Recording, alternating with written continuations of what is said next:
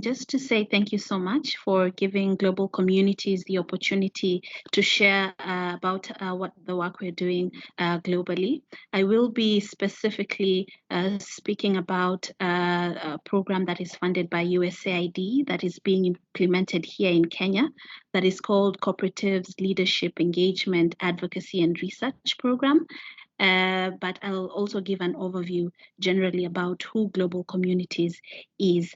And just to mention that the CLEAR program in Kenya is being led by our Chief of Party, Christine Wilcox, who sits at our headquarters office at DC. And here in Kenya, we have our country lead, Olga Oyer, who is also listening in. So just to start off, Global Communities is an international non-for-profit organization that is working closely with communities worldwide to bring about sustainable change that improves the lives and livelihoods of the vulnerable. We have been in existence for the past 60 years with presence in 26 countries within Africa, America, Middle East, Europe, and Asia. We have a staff of 1,500 plus globally. The number of project countries is 22. We have 47 development projects abroad and quite a number of countries where we implement development activities. And in Africa, I will name a few. We have Ghana, Kenya, Liberia, Malawi, Rwanda, Tanzania, DRC. Other countries across Africa are Ukraine, Sri Lanka, Romania, Mongolia, Egypt, Iraq, Lebanon, and we have quite a few more that I'm sure you can access from the website. In Kenya, we are implementing two programs. One of them is called the Agribusiness Investment for Market Stimulation, AIMS program, that is being funded by the United States Department of Agriculture and aims to basically boost trade by increasing access to financing for small and medium enterprises engaged in agribusiness. The second program that we will be focusing on mostly today is the USAID funded CLEAR program, which is a 5-year program currently implemented in Kenya with an aim of expanding the cooperative business model and facilitating a more supportive legislative environment and cooperative network to basically enhance long-term sustainability for the Kenyan cooperative movement. The CLEAR program has 3 main objectives, as you can see from the presentation. Sorry, the first one is Please, don't forget to mute your microphones if you're not speaking, because we can hear a feedback. Okay, thank you. So the first objective for the CLEAR program is improving cooperative business enabling environments through policy and legislative regulatory reforms. The second objective is improving cooperative business performance through tailored capacity building in governance, management, financial oversight, product service marketing. And the final objective is facilitating a more supportive and enabling cooperative development community. And just to mention that the CLEAR program has further collaborated with the United States International University in Africa to conduct a 5-year longitudinal research program that is focused on testing and analyzing positive behavior among cooperative members that emerge as a result of participating in cooperatives and understanding how they can contribute to stronger and more resilient communities. Now, the sectors in which the CLEAR program operates in are economic development, housing and construction, gender and youth, and the service sector. We have a staff of 13 here in Kenya, and 2 based at our headquarters in DC. The number of development projects in country is 2. So the first one is AIMS that I mentioned earlier, and then the USAID funded CLEAR program. The main regions of implementation for now is Africa, Kenya in particular. So I'll talk about tools, approaches, and methodologies that the CLEAR program is using for implementation. And the first one is really a tiered approach to government engagement. And just to give a bit of context, in the year 2010, Kenyans passed a new constitution that led to the development of 47 counties with their distinct independent governments. Now this, we called it devolution. That was meant to empower counties to take ownership of bringing the citizens closer to the government so that they can be able to address the growing inequalities in their societies.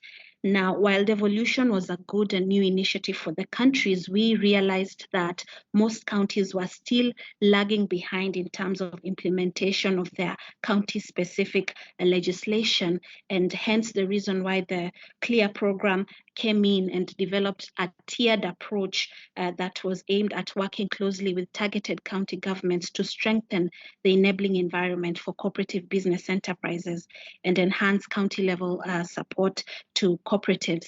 So you will see that we're the three tiers as listed on the presentation. The first one is really literally the introduction of new county legislation and policy to counties. And so under this particular tiers, we are looking to support in the understanding of how modern legislation can maximize cooperative business enterprise contributions to local economies. We are also introducing to targeted counties the requirements of new cooperative legislation and policy formulation. We realize that many counties still do not have this understanding, and we are working with them to ensure that they have that. And another thing that we are looking and are really working under this particular tier is to facilitate meetings between county officials and provide input to county development plans to ensure that the plans incorporate support for cooperatives. So after we do all this, we move, after we work with the counties under this particular tier to achieve those three objectives, these counties sort of graduate to the second tier, which basically deals with with facilitation of the enactment of the cooperative policies and legislation and regulations. And we're doing this by conducting workshops with government and cooperative stakeholders in targeted counties. Our goal is to support counties to develop comprehensive and inclusive draft legislation tailored to the specific county needs. We are also hoping that under this particular pillar, we will be able to ensure that a particular county has managed to pass the cooperative model bill into law. Now, after they pass the model bill into law, they graduate to the tier 3, that is basically post-enactment support to these counties to ensure the operationalization of the cooperative model law. So we talk a lot about passing policies, but implementation of these policies is another topic that we realize that we need to address. And so we are providing post-enactment support to counties to enable them develop plans to help them operationalize the act. And we are doing this through holding enactment meetings with county leaders to review the law and its provision, working with government ministries to facilitate special outreach events for women and youth so that they can participate in public forums and have equitable access to information. And we are also leveraging on our current relationships with key stakeholders in the country. We have the Cooperatives Alliance of Kenya. We also have the Cooperatives University of Kenya, which is a leading national training institution in cooperative development. And through working with these cooperative bodies, we are facilitating linkages with the respective counties on issues of cooperative education and training for the youth. Now, after we worked and formulated these 3 tiers, we realized that there was a capacity gap in relation to understanding the policy and legislative process and advocacy requirements. So as a program, we introduced a public policy making process training for county cooperative officials, public and private sector actors, especially in the area of service cooperatives, so that we can be able to fill this gap. And so that's what we are basically doing under this particular pillar, and I'm sure we'll be able to share more. Our second sort of approach that we are using to implement the program is more of a learning approach, and we are calling it the social systems and network analysis. as global communities, we have partnered with the cooperative development partners that include the World Council of Credit Unions and NCBA CLUSA, and we've come together and collaborated with an organization based in the US known as Root Change to roll out an online mapping initiative that aims to map out relations within the cooperatives ecosystem in Kenya. Now, this partnership is aimed at creating a shared resource that can be used by all mapped stakeholders to learn about the organizations and institutions, associations that can provide critical services and resources to cooperatives, both in their counties and nationally. So last year, we collaboratively launched the online platform in 6 counties in Kenya. And we called it Ushirika Hub. Ushirika is a Swahili word that means coming together, sort of cooperating. And so maybe just to take you quickly through how the platform works. It basically surveys to identify diverse organizations within a system and tracks relationships real time. So the platform automatically generates a network map that visualizes the organizations and relationships within a system. So together with the county representatives and officials, we were able to register them on the platform, and they were able to map out the relationships they have with their service providers within each particular county. So after they do this, a whole map is visualized, and the CDP partners are able to collect and analyze feedback about the strength of the relationships of cooperatives within these counties. And we're able to identify why certain actors are missing in the sector, and basically the combined power of the network map and feedback surveys basically helps to create a holistic understanding of the cooperative systems of organizations and facilitate dialogue, and also track change over time as actors work together to strengthen this particular system. Now, the results that emerge from this exercise will inform larger discussions on how the cooperatives ecosystem can be strengthened through collaborations within the cooperative sector and pinpoint innovations, new actors and opportunities within the system. So far, we have been able to get quite some good feedback from the counties about how much more they can do to interact with their specific actors. And we are also very happy to share more information about the outcome. Later on in the coming few weeks, we will be doing a report on just how the exercises in the counties have gone, and the feedback we're getting and the outcomes of how the cooperatives are performing in this particular counties. Next slide is a picture of a meaning-making meeting.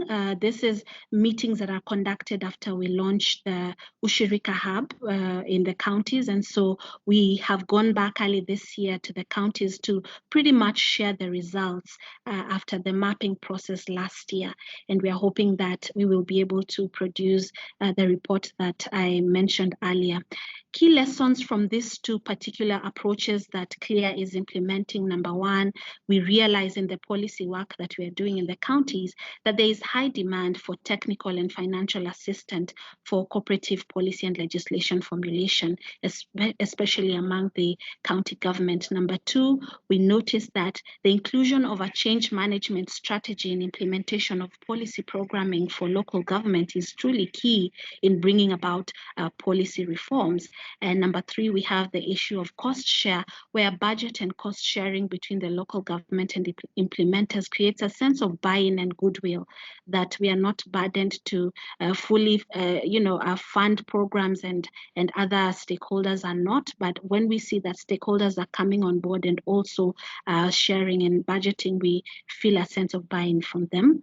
We, from the social network analysis exercises in the county, we've learned that technological constraints, including poor internet connectivity, are really a huge challenge towards cooperative digital networking processes. So when we go out there and we have to map and we realize that there is no connection, we find it hard to really talk about the systems and the relationships where we cannot be able to show what is really happening. And so that's a constraint that we've experienced. A good thing is that we realize that Ushirika Hub can grow to become a tool that can be used by all stakeholders to learn about the organizations, institutions, and associations that provide critical services and resources to cooperatives. Currently, we are in collaboration with DGRV, WeEffect, ICA members. We have the Cooperatives University of Kenya, the National Cooperatives Housing Union, CUSCO, which is the apex body for savings and credit cooperatives, and the Cooperatives Alliance of Kenya. I'll go very fast because of time. The next slide talks about how we rate the importance of international cooperative development. We've put it at 7.5 because we truly feel that this type of development is key, but we also must balance the drive with the reality of funding. So if we have funding that is not adequate, we may be limited in one way or the other to implement this particular program. Next slide is a picture about showing participants in a COP2COP forum. This is a platform that we have created to bring together cooperatives to share ideas, discuss their challenges, and come up with solutions. Also, we are hoping that through this platform, maturer cooperatives can mentor younger cooperatives, especially in the service sector, so that they can be able to discuss solutions to some of the challenges that they are facing. The next slide is of a photo that we were actually conducting the USIU Africa Research field study in one of the counties in Kenya, and these are the cooperative members that we were working with to get some data on that particular research. On the SDGs, we value the SDG number 1, no poverty, number 11, sustainable cities and communities, number 8, decent work and economic growth. I'll go a bit fast because of time. Our expectations from the ICDP is that a platform to be provided to have real transparent conversations about issues that especially other areas in the are going through in the cooperatives sector. I mean, we are battling the issue of aging cooperatives here in Africa, the issue of poor or no finance mechanism for cooperative businesses. Can we utilize this platform to bring out these issues and especially learn from what is happening in Europe and America? And as we look at the worker and service cooperatives, how can they be adopted in our African setup? And so we are looking at this platform to share tools that we can adopt for cooperative business support. And also, most importantly, look at how we can move from conversation to actualization and implementation of the ideas that we are sharing across such platforms and other forums. So I will end my presentation there.